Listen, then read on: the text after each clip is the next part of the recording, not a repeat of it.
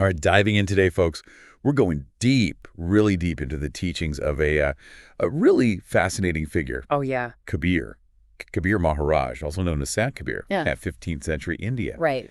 And here's the thing that always gets me. He was a weaver, A weaver, yeah. like by trade, you Yeah. know? So we're talking someone who's working with their hands, like daily, creating something beautiful, practical, and yet this is the same person who is also crafting these like profound spiritual insights. It's amazing, isn't it? You know, it's that kind of grounding in the everyday that can sometimes lead to these extraordinary... Exactly. Like, what can we learn from someone who bridges that gap? Exactly. That's what we're here for. We're looking at some excerpts on his life, his teachings, and we really want to try and like get to the core of what he was about. Devotion, unity, this idea of inner awakening, Really big themes. big things. And he had a huge impact. I mean, you think about the Bhakti movement, a whole spiritual current focused on that personal connection with the divine. Right. And Kabir is right there in the thick of it, helping to shape how people approach their spirituality. Yeah, and when you really start digging into his teachings, one of the first things that kind of jumps out at you is this like strong emphasis on direct devotion to God.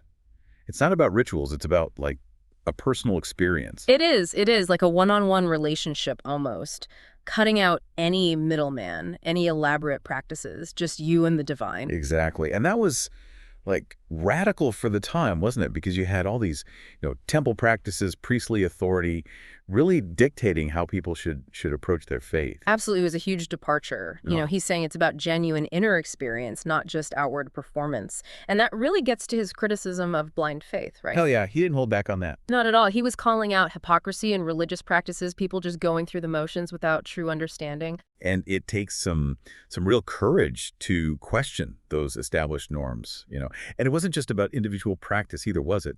He was also very outspoken about this idea of unity between Hindus and Muslims. Right. He was really pushing for that. I mean, you have to remember the context, a time where religious tensions could be quite significant. Oh, yeah. And here's Kabir saying, look, God is beyond these names and forms. It's about this deeper universal truth. That's powerful. And you see that idea of inclusivity resonating even today, right? All the time. And it's interesting, right? His verses, they're even included in the Guru Granth Sahib, the Sikh holy scripture. So you see his wisdom crossing those boundaries, impacting different spiritual traditions.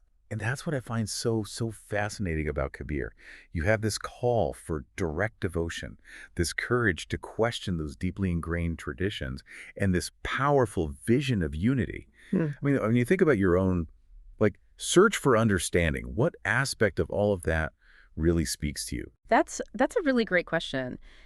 Because for me, Kabir's life shows us that these different aspects of spiritual seeking, they're all intertwined. Yeah, they feed into each other, don't they? They do. So it's not about picking one over the other. It's about how they all contribute to this deeper understanding. So to kind of wrap our heads around all of this, we have this 15th century weaver who's really emphasizing this genuine personal devotion. Right. And that's key, right? It's not about blindly following rituals. It's about that inner connection. Exactly. And he wasn't afraid to challenge those empty rituals. And on top of that, he's also championing this idea of unity across different faiths. It's pretty remarkable when you think about it. It is. It really is. It leaves us with this thought, right?